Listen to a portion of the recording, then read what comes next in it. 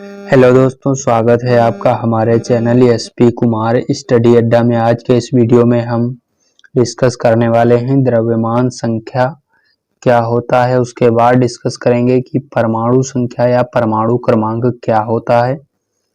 तो चलिए video start करते हैं और देखते हैं द्रव्यमान संख्या क्या होता है। द्रव्यमान संख्या या फिर इसको हम मास नंबर भी कह सकते हैं इंग्लिश में। तो द्रव्यमान संख्या क्या होता है, देखिए, किसी परमाणु के नाभिक में उपस्थित प्रोटॉनों तथा न्यूट्रॉनों की संख्या के योग को, ठीक है, किसी परमाणु के नाभिक में उपस्थित प्रोटॉनों की संख्या तथा न्यूट्रॉनों की संख्या के योग को हम द्रव्यमान संख्या या फिर मास नंबर कहते हैं। ठीक, तो इसकी डिफिनेशन याद रखिएगा कि किसी भी परमाणु के नाभिक में, कहाँ पर, परमाणु के नाभिक में उपस्थित प्रोटॉनों की संख्या और न्यूट्रॉनों की संख्या के योग को द्रव्यमान संख्या या फिर मास नंबर कहते हैं। उसके बाद द्रव्यमान संख्या को हम ए से निरूपित करते हैं। द्रव्यमान संख्या को हम ए से रिप्रेजेंट करवाते हैं या फिर कह लीजिए प्रदर्शित करते हैं। इसे परमाणु द्रव्यमान संख्या या फिर न्यूक्लियन भी कहते हैं। ठीक है, परमाणु द्रव्यमान संख्या या न्यूक्लियन, या इसको परमाणु भार भी कह सकते हैं। ठीक, उसके बाद है कि परमाणु संख्या से ही परमाणु का द्रव्यमान निर्धारित होता है। परमाणु संख्या से ही परमाणु का द्रव्यमान निर्धारित होता है। ठीक, तो ये हो गया परमाणु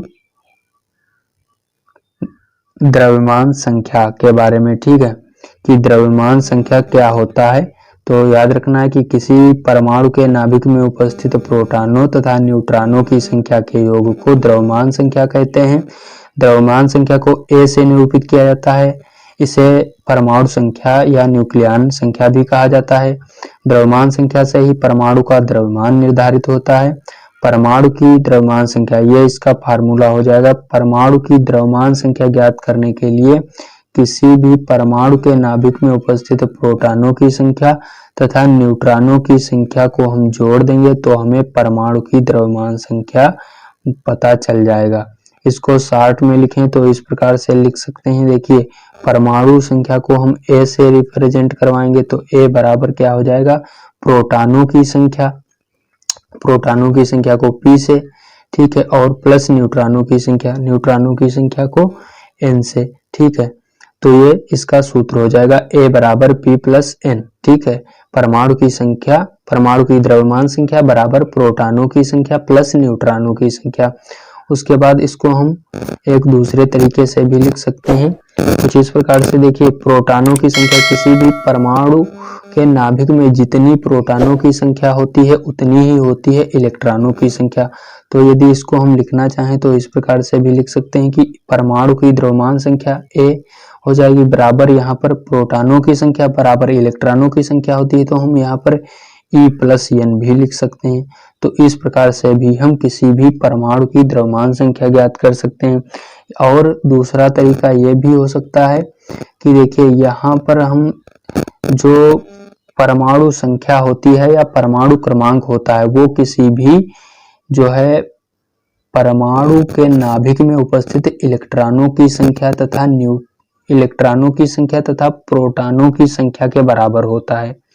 मतलब जितनी किसी भी परमाणु के नाभिक में जितने इलेक्ट्रॉन होंगे, जितने प्रोटॉन होंगे, उसकी परमाणु संख्या या परमाणु क्रमांक या एटॉमिक नंबर भी उतना ही होता है। तो इसको हम इस प्रकार से भी लिख सकते हैं कि परमाणु की द्रव्यमान संख्या, ठीक है, परमाणु की द्रव्यमान संख्या बराबर, यहाँ पर प्रोटॉनों की संख्या की जगह पर हम परमाणु संख्या भी लिख सकते हैं। मतलब परमाणु की द्रव्यमान संख्या बराबर परमाणु की द्रव्यमान संख्या बराबर परमाणु संख्या प्लस न्यूट्रॉनों की संख्या। ठीक है, तो देखते हैं, अब ये हमारा हो गया एटॉम मास नंबर। अब देखेंगे परमाणु क्रमांक क्या होता है। तो परमाणु क्रमांक देखिए यहाँ पे परमाणु क्रमांक हमेशा नाभिक में उपस्थित प्रोटॉनों की संख्या के बराबर होता है, प्रोटॉनों की संख्या के बराबर भी होता है और यहाँ पर ये इलेक्ट्रॉनों की संख्या के बराबर भी होता है, इलेक्ट्रॉनों की संख्या के बराबर। यानी कि किसी भी नाभिक में, मतलब किसी भी परमाणु के नाभिक में जितने प्रोटॉन होंगे उतने ही इलेक्ट्रॉन होंगे, यदि उस पर किसी भी प्रकार का कोई भी विद्युत आवेश नहीं है तो, ठीक है, और उतना ही उसका परमाणु क्रमांक या एटॉमिक नंबर होगा। तो परमाणु क्रमांक हमेशा नाभिक में उपस्थित प्रोटॉनों की संख्या के बराबर होता है। उसके बाद हालांकि यदि परमाणु में कोई विद्युत आवेश मौजूद नहीं है, यदि परमाणु में किसी प्रकार का कोई विद्युत आवेश मौजूद नहीं है तो परमाणु संख्या भी मौजूद इलेक्ट्रॉनों की संख्या के बराबर होती है। मैंने अभी बताया कि मतलब यदि परमाणु पर किसी भी प्रकार का कोई भी आवेश या चार्ज नहीं है तो परमाणु संख्या में जो परमाणु संख्या है वो परमाणु संख्या जो होती है वो इलेक्ट्रॉनों की संख्या के बराबर ही होती है, या कह लीजिए कि प्रोटॉनों की संख्या के बराबर होती है, क्योंकि इलेक्ट्रॉनों की संख्या और प्रोटॉनों की संख्या दोनों की संख्या बराबर होती है। मतलब परमाणु क्रमांक बराबर इलेक्ट्रॉनों की संख्या बराबर प्रोटॉनों की संख्या, ठीक है, या बराबर परमाणु संख्या, सब एक ही चीज होती है, ठीक है। तो यहाँ पर कुछ इसका फार्मूला इस प्रकार से दिया गया है कि परमाणु क्रमांक या परमाणु संख्या, क्योंकि परमाणु क्रमांक को ही हम परमाणु संख्या कहते हैं और इंग्लिश में इसको एटॉमिक नंबर कहते हैं, ठीक।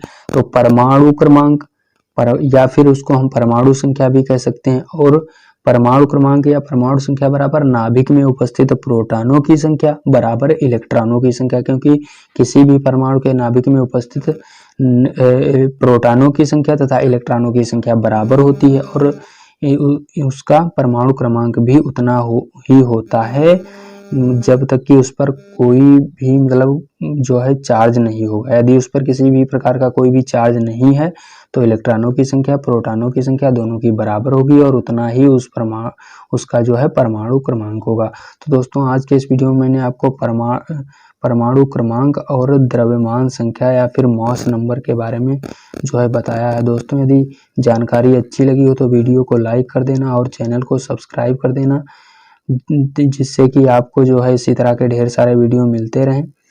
तो आज के वीडियो में इतना ही, मिलते हैं नेक्स्ट वीडियो में, तब तक के लिए धन्यवाद।